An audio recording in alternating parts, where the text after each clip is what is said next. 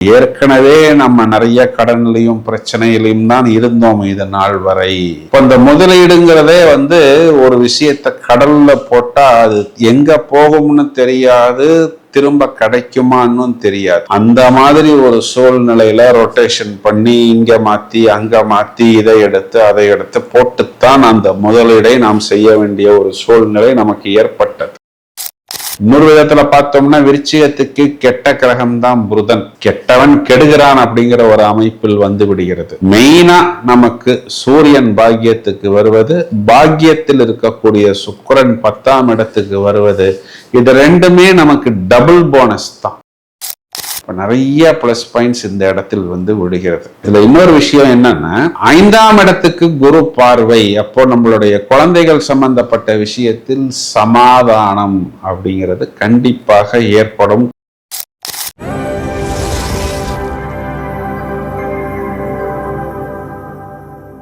புதிதாக இந்த நிகழ்ச்சியை காண்பவர்கள் அனைவரையும் வரவேற்கிறோம். 25 வருட அனுபவம் நிறைந்த எனது பெயர் வேல் சங்கர், ஆஸ்ட்ரோ நியூமராலஜிஸ்ட். 20,000 குழந்தைகளுக்கு மேல் பெயர் அமைத்துள்ளோம். ஏராளமான ஜோதிடம் மற்றும் வாஸ்து எண் கணிதம் சம்பந்தப்பட்ட தகவல்களை இதற்கு முன்பு வலைத்தளங்களில் தெரிவித்துள்ளோம்.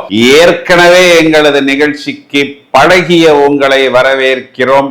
ஹலோ நண்பர்களே, நன்றாக இருப்பீர்கள், எல்லோரும் நன்றாக இருக்க வேண்டும். நாம் அனைவரும் ஆர்வத்துடன் எதிர்பார்த்து காத்திருக்கக்கூடிய அந்த ஜூலை மாதத்துக்கு உண்டான ஜோதிட பலன்களை ஜாலியாக பார்ப்போம். சுவாரஸ்யமாக நிகழ்ச்சிகளை தொகுத்து வழங்குவதற்கு தயாராக இருக்கிறேன். வழக்கம் போல் முதலில் விருச்சிக ராசிக்கு பலன் சொல்றதுக்கு தான் ரொம்ப நேரமா காத்துக்கிட்டு இருக்கிறேன். ஏன் அப்படின்னா, இந்த பக்கம் நமக்கு குரு பார்வை வந்து விட்டது, இந்த பக்கம் அர்த்தாஷ்டம சாட்டான் அப்படிங்கிறவர் போய்விட்டார். நிறைய வாய்ப்புகள் வந்தது. அந்த வாய்ப்புகளுக்காக நாம் கொஞ்சம் முதலீடு செய்ய வேண்டிய ஒரு சூழ்நிலை அப்படிங்கிறது நமக்கு ஏற்பட்டது. அந்த முதலீடுகள் நமக்கு இப்பொழுதுதான் ரிசல்ட் கொடுக்கும். ஏற்கனவே நம்ம நிறைய கடன்லையும் பிரச்சனையிலையும் தான் இருந்தோம் இது நாள் வரை.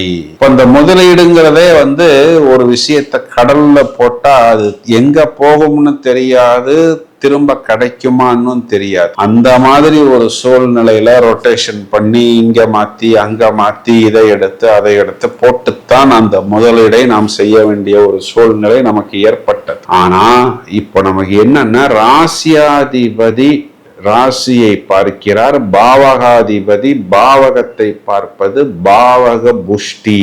அப்படின்னா என்னன்னா, அந்த பாவகம் நமக்கு பலம் பெறுகிறது. நமக்கு இந்த மாசத்துல ஜூலைல என்ன ஒரு பெரிய பிளஸ்ன்னா, அஷ்டமஸ்தானம் சொல்லக்கூடிய 8ஆம் இடத்தில் நமக்கு இருந்த சூரியன் 9ஆம் இடம் பாக்கியத்துக்கு வருகிறார். பாக்கியத்தில் இருந்த அந்த சுக்கிரன்கிறவர் 10ஆம் இடம் ஜீவனத்துக்கு வருகிறார். இப்போ 8ஆம் வீட்டில் புதன் ஆட்சியாக இருந்தாலும் அதனால நமக்கு ஒரு பெரிய மைனஸ் பாயிண்ட் இல்ல. லாபாதிபதி அஷ்டமத்துக்கு சென்றாலும் அந்த செவ்வாயோடைய நட்சத்திரம் அப்படிங்கிறது இருக்கிறது. அதாவது நம்மளுடைய 6ஆம் வீட்டு அதிபனுடைய நட்சத்திரம் ஒரு விதத்துல பார்த்தோம்னா 6-8 தொடர்பு அப்படிங்கிற ஒரு அமைப்பில் வருகிறோம்.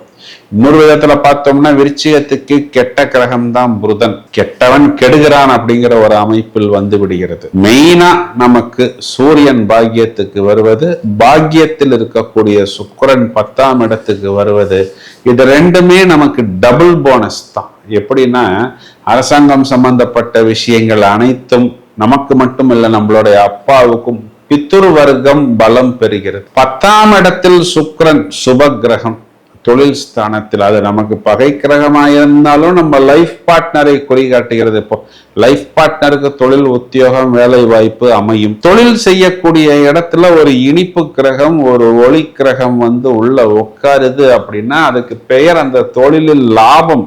யாருமே தொழில ஒரு லாபம் வந்தா தான் அந்த இனிப்பை பரிமாற்றம் செய்து கொள்வார்கள். இல்லைன்னா அங்க எக்ஸ்ட்ரா ஒரு லைட்டை போடுவாங்க. தொழில மூடுற மாதிரி இருக்கிறவங்க லைட்டை ஆஃப் பண்ணிட்டு தானே போவாங்க.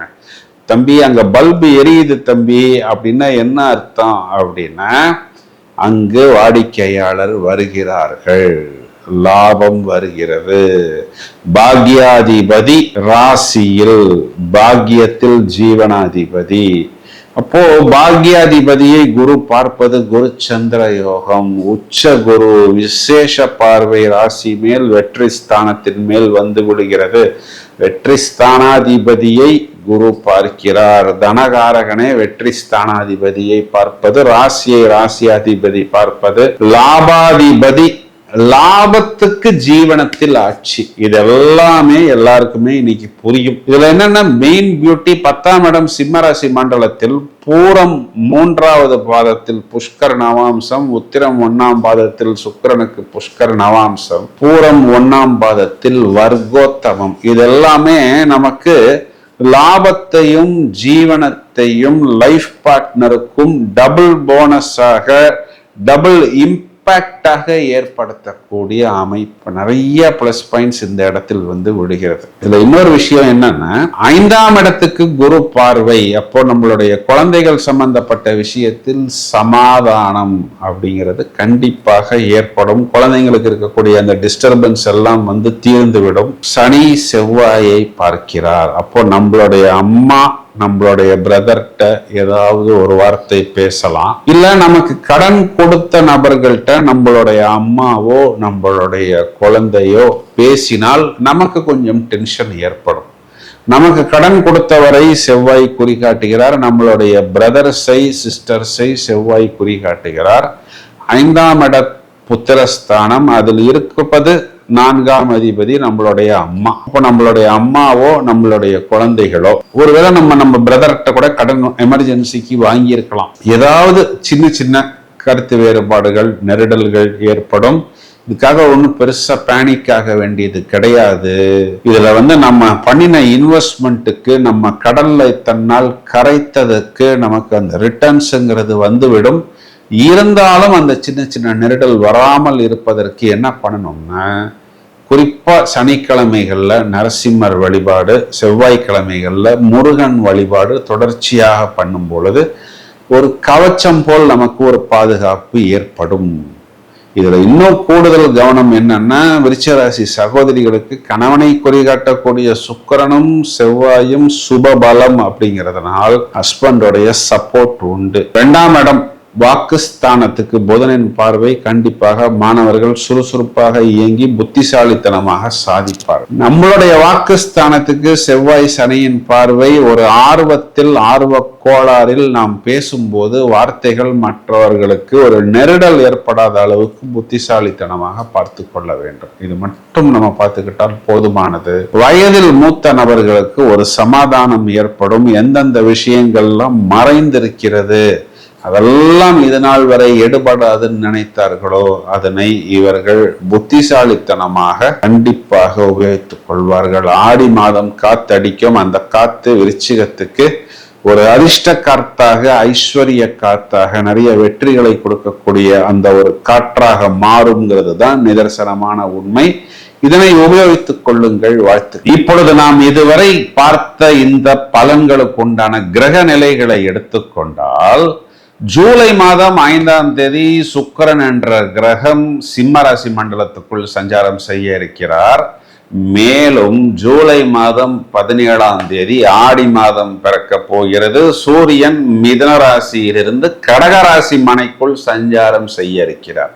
எல்லா அம்மன் கோயிலையும் இந்த கோலாகலம், குதூகலம், எல்லா அம்மன் கோயிலுமே பிரதானமான வழிபாடுகள் ஆடி மாதம் முழுவதுமே விஸ்தாரமாக இருக்கும் என்பது அனைவருக்கும் நன்றாகவே தெரியும்.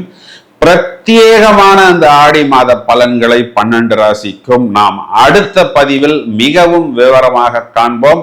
அதுவரை தொடர்ந்து இணைப்பில் இருங்கள். மேலும் இந்த பதிவை உங்களது நண்பர்களுக்கும் உறவினர்களுக்கும் ஷேர் செய்யுங்கள். வாழ்த்துக்கள். வெற்றி. Thank you friends.